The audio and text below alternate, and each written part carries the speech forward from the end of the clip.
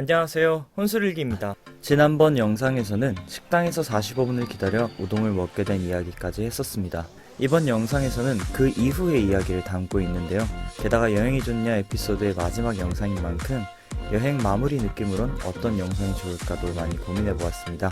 고민을 하다가 공항 드라이브 영상을 담아보게 되었습니다. 한강 모습도 담았는데요. 공항에서 돌아올 때 또 한강의 모습이 여행의 마무리처럼 아련하게 보여지길 바라면서 찍었습니다. 바로 영상으로 확인해 보시죠. 이야기 시작하겠습니다. 니들은 여행이 좋냐? 45분을 기다려서 만난 우동은 그냥 집에서 끓여 먹던 우동 맛이었다. 이걸 위해서 45분을 기다렸다니. 심지어 빈 그릇을 마주하기까지 4분이면 충분한 양이었다. 여행에서의 식사는 거의 대부분 이런 식이었다. 평소 느긋하게 흐르는 시간을 즐길 줄 안다고 생각했는데 큰 오산이었다. 프랑스 다음 여행지인 스위스에서의 며칠 역시 녹록치 않았다. 스위스에선 왕복 20만원 가까이 되는 열차를 타고 융프라우에 올라갔다. 걸어 올라가기도 가파른 경사를 열차가 꾸역꾸역 올라가는 광경을 보고 있자니 경이로웠다. 산이 구름 위로 이어져 있어 마치 하늘이 산으로 뒤덮일 것 같은 느낌이 들었다.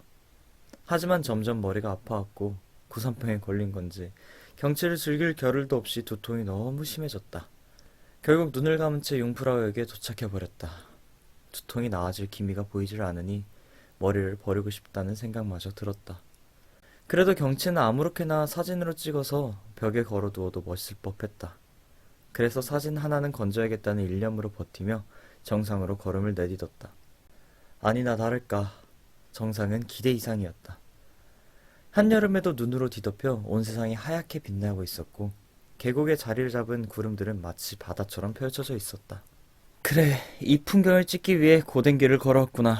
뿌듯해하며 휴대폰을 들어 카메라 어플을 누른 순간 이 절묘한 타이밍에 마법 같은 일이 벌어졌다. 휴대폰이 꺼졌다. 아니, 이런 타이밍은 영화나 드라마에만 나오는 거 아니었나? 아무리 버튼을 눌러봐도 휴대폰은 끝내 요단강을 건너버렸다. 하늘도 무심하지. 어떻게 그 순간에 이런저런 일을 겪으며 지루하고 고된 하루를 버틴 끝에 드디어 마지막 날이 왔다. 그간 여행 사진을 보며 지난 날을 돌아보니 이때는 좋았지는 무슨 빨리 집에 가고 싶었다. 비행기가 갑자기 3시간 일찍 도착하는 그런 상황이 왔으면 좋겠다고 생각했다. 그래서인지 한참 시간이 남았음에도 서둘러 바르셀로나 공항으로 가는 교통편을 알아본 뒤 버스에 올랐다. 비행기 시간보다 4시간을 일찍 공항에 도착했는데 지루하지가 않았다. 처음으로 좋아하는 사람과 데이트를 하러 가는 길인 것처럼 가슴이 뛰는데 스스로가 우스워서 헛웃음이 나왔다. 긴 기다림 끝에 올라탄 비행기에서는 무슨 메뉴였는지 기억도 나지 않는 기내식이 나왔다. 그러던 중 익숙한 냄새가 슬며시 코를 찔렀다.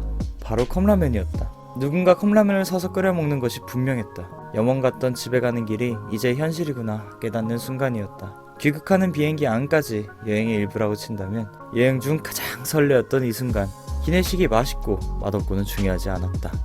한국에 가는 길인데 이런들 어떠하며 저런들 어떠하리. 다만 당장이라도 저 컵라면을 낚아채 빼앗아 먹고 싶다는 충동이 일어났다. 아직도 스페인에서 먹지 못했던 감바스, 각종 해산물보다 한국에 가는 비행기에서 누군가 먹었던 그 컵라면의 맛이 가장 궁금하고 잊혀지지가 않는다. 이렇게 일정 면에선 남들과 비슷했지만 느낌 면에선 남들과 달랐던 내 유럽 여행은 컵라면 냄새와 함께 마침표를 찍었다. 아디오스 유럽. 허나 이 지옥같은 여행 끝에 빚쟁이의 삶이라는 새로운 지역이 기다리고 있을 줄은 상상하지도 못했다. 휴대폰이 4시 정각을 알린다. 곧 현장 마무리 시간이다. 눈부시게 밝은 하늘과는 반대로 뿌옇게 흩날리는 먼지로 덮인 현장. 노동자들이 분주하게 일을 마무리한다. 온몸은 땀과 먼지로 범벅이 되어 있고 지쳐 쓰러질 것 같지만 무사히 하루를 견뎌냈다는 생각에 마음만은 평온하다. 유럽과 달리 집으로 가는 길을 알리는 표지판들은 한글로 쓰여 있다. 대중교통은 몸이 떨릴 정도로 에어컨이 틀어져 있고 내가 들어가실 집이 있다. 집으로 가는 길은 무거운 캐리어가 발에 채이지도 않는다. 돌아가면 함께 해장국을 들이킬 친구도 있고 고된 하루를 털어놓고 얘기하며 마음껏 휴대폰으로 여행사진과 동영상을 친구들에게 보낼 수도 있다. 비록 빚쟁이의 삶이지만 지옥같은 현실 속에서 전에는 몰랐던 낙들이 꼭꼭 숨어 있다가 툭툭 튀어나온다. 그나마 여행에서 한 가지 얻은 게 있다면 이런 사소한 낙을 느낄 수 있게 된 것일까. 이상으로 제 유럽 여행 일기였습니다. 이야기의 굴곡을 위해 어느 정도 당시의 감정을 강조하는 바람에 내용이 조금 불편하셨을 수도 있다고 생각합니다. 모든 내용은 주관적인 제 느낌을 그냥 적은 것들이었습니다. 사실 유럽에서 좋은 기억들도 참 많았어요. 그 좋은 추억들은 차후의 이야기로 풀어내려고 합니다. 영화 같은 이야기이니 많은 기대 부탁드립니다.